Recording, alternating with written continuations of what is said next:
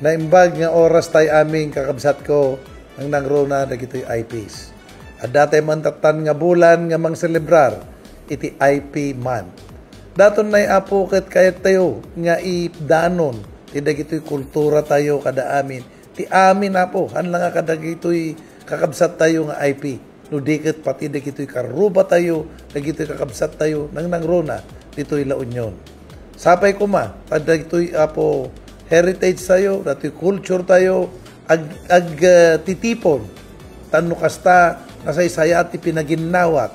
Kat amoyo no napintas ti pinaginawat, may isa ti pinagkaykaysa tayo, dado, iti pinagduras, ti dato'y luglugar tayo. Kada tayo amin na po, would like to congratulate, dagito'y apo pangamaan, muno dagito'y elders, iti IPs tayo. Nga dagito'y pinangkita yo, pinangtarabay yo, kada gito'y apo kakabsat tayo nang nangruna, dagito'y big. Makita yo mo, tapo, dagito'y scholarship tayo kada amin, adda kamlat ta amin dita.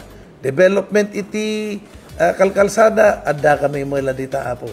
So nga, pag may maysaan tayo, tapno kasta, tuloy-tuloy apo, ipinagturas.